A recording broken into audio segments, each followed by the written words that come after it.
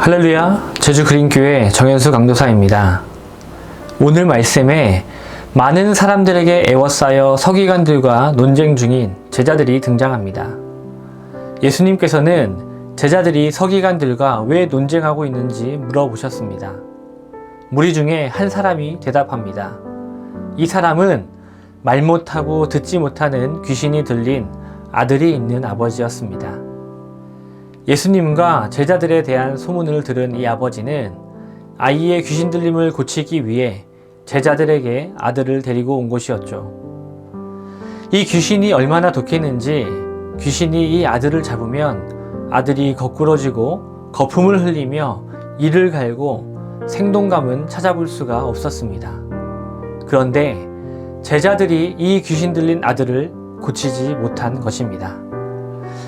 마가복음 3장에서 서기관들은 예수님께서 귀신 바알세불의 힘을 얻어 귀신을 쫓아낸다면서 문제를 일으켰던 사람들이었습니다. 예수님과 제자들에게 적대적이었던 이 서기관들이 제자들이 귀신을 쫓아내지 못하는 일을 보면서 얼마나 제자들을 핍박하고 있었겠습니까? 예수님께서는 귀신을 쫓아내지 못한 제자들을 믿음이 없는 세대라며 얼마나 더 참아야 하냐며 나무라십니다. 그리고 귀신 들린 아이를 자신에게 데려오라 말씀하시죠. 귀신 들린 아이의 아버지는 예수님께 이렇게 말씀드립니다. 22절입니다. 무엇을 하실 수 있거든 우리를 불쌍히 여기사 도와주옵소서. 아버지가 예수님께 드린 간곡한 부탁이 이 뉘앙스가 어떻습니까? 강한 믿음이 보이십니까? 아니면 지푸라기라도 잡아보자는 모습으로 보이십니까? 저는 전자보다는 후자라고 생각됩니다. 이 아버지는 예수님이면 하실 수 있다라는 믿음으로 예수님께 부탁한 것이 아니라 지푸라기라도 잡는 심정으로 예수님께 부탁드린 것이죠. 예수님, 할 수 있으면 우리 좀 도와주세요. 이렇게 말입니다. 도대체 왜 아이의 아버지가 예수님에 대한 신뢰가 없이 예수님의 능력을 의심하며 할 수 있거든 이라는 조건을 붙였을까요? 제자들의 실패가 있었기 때문이죠. 마가복음 6장에서 제자들은 분명히 예수님께 병자를 고치고 귀신을 쫓아내는 권능을 받았고 또 그 일을 행했음에도 불구하고 마음이 둔해지자 곧 그 권능을 잊고 예수님을 보며 유령이라 두려워했던 것처럼 제자들은 아이의 귀신 들림을 고치지 못하고 여전히 길을 잃고 방황하는 모습을 보이고 있기 때문입니다. 제자들의 믿음 없는 행동으로 인해 아이의 아버지는 예수님조차 오해하게 된 것입니다. 우리 그리스도인들의 삶이 예수님의 복음과 닮고 흐트러짐이 없어야 하는 이유는 아직 예수 그리스도를 알지 못한 자들이 우리를 통해 우리 주님을 바라보게 되기 때문입니다. 이때 아이의 아버지의 요청에 대한 예수님의 반응은 확고했습니다. 23절입니다. 예수님께서 이르시되 할 수 있거든이 무슨 말이냐? 믿는 자에게는 능히 하지 못할 일이 없느니라 하시니. 예수님이면 충분하다는 믿음을 강조하고 계십니다. 사랑하는 성도 여러분, 우리에게 예수님이라면 충분하다는 믿음이 있습니까? 마가복음 6장 4절 이하의 말씀을 보면 예수님께서 고향에서 배척을 당하실 때 아무런 권능을 행하실 수 없었음을 알 수 있습니다. 예수님을 믿지 않으면 기적이 일어날 수 없습니다. 우리는 때때로 우리가 심지 않은 곳에서 열매를 발할 때가 많습니다. 예수님을 믿지 않으면 이적과 기적이 일어날 수 없습니다. 아이의 아버지는 예수님의 대답을 듣고 즉시 자신의 믿음 없음을 소리 지르며 회개합니다. 사랑하는 성도 여러분, 주님을 전적으로 신뢰하고 의지하시길 간절히 소원합니다. 주님을 믿고 신뢰하는 자의 기도는 결국 이루어지게 됩니다. 자신의 믿음 없음을 회개한 아버지의 아이는 예수님을 통해 귀신에게서 해방되게 됩니다. 예수님께서 귀신 들린 아이를 고치시는 모습은 우리가 죄로 인해 죽고 예수로 다시 사는 복음의 진리를 보여줍니다. 길을 잃어봐야 길을 찾는다라는 말이 있습니다. 오늘 말씀뿐 아니라 복음서에 기록된 제자들의 모습은 길을 잃고 방황하는 모습이 많습니다.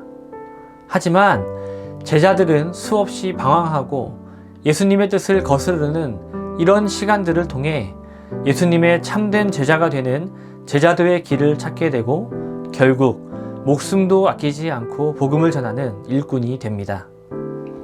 28절입니다. 집에 들어가심에 제자들이 조용히 묻자오되 우리는 어찌하여 능히 그 귀신을 쫓아내지 못하였나이까? 예수님께서 귀신 들린 아이를 고치고 나서 그 자리를 떠나 집에 들어가시니까 제자들이 왜 자신들이 귀신을 쫓아내지 못했는지 예수님께 조용히 물어봅니다. 이전에 방황했던 모습과는 다르게 이제는 자신의 문제가 무엇인지 예수님께 구체적으로 확인할 수 있을 만큼 변화된 것입니다. 아직 제자들은 길을 잃고 방황하는 시간을 통해 예수님의 복음을 몸으로 체험하는 과정 중에 있기 때문입니다. 독자로서 성경을 읽으며 바라보는 제자들의 모습은 아쉽고 안타깝지만 제자들은 이런 실패의 경험을 통해 진짜 예수님의 제자가 되는 길을 찾아가고 있는 겁니다. 사랑하는 성도 여러분, 우리는 우리가 계획하고 꿈꾸는 일이 하루아침에 이루어지지 않는다고 답답해하고 마치 게임에서 치트키를 사용하듯 쉽게 일을 이루려고 합니다. 하지만 예수님께서도 제자들을 온전한 일꾼으로 세우기 위해 인내하고 계셨다는 것을 기억하시기 바랍니다.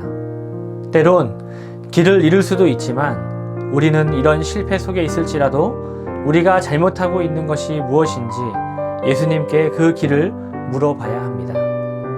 우리 주님은 지금 이 순간도 우리를 향해 인내하고 계십니다. 예수님이 주신 능력은 기도로 이루어집니다. 제자들이 예수님께 조용히 자신들이 귀신을 쫓아내지 못한 이유를 물어봅니다. 이때 예수님의 대답은 29절입니다.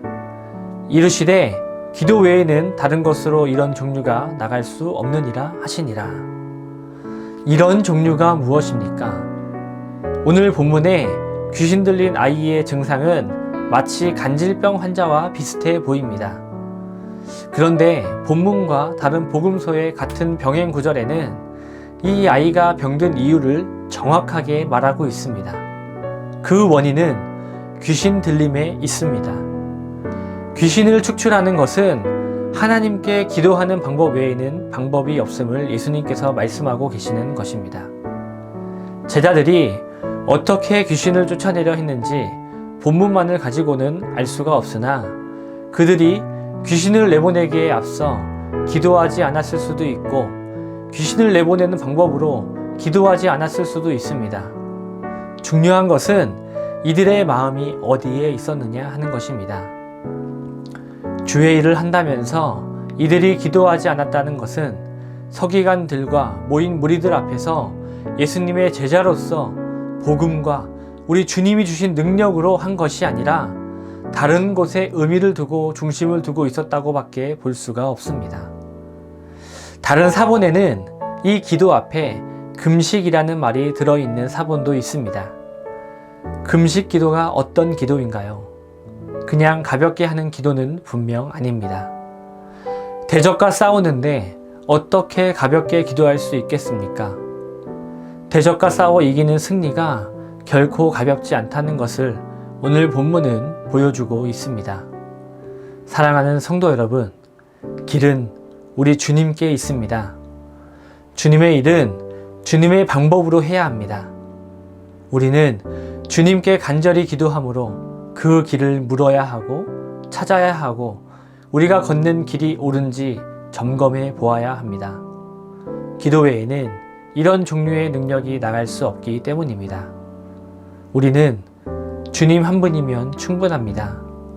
기도함으로 주님께 뜻을 구하는 참된 그리스도인으로 살아가시기를 간절히 소원합니다. 길은 우리 주님께 있습니다. 우리가 할 수 있는 것은 오직 기도뿐입니다. 기도로 주님과 동행하는 우리의 삶을 통해 그리스도의 증인된 삶을 살아내시기를 간절히 소원합니다.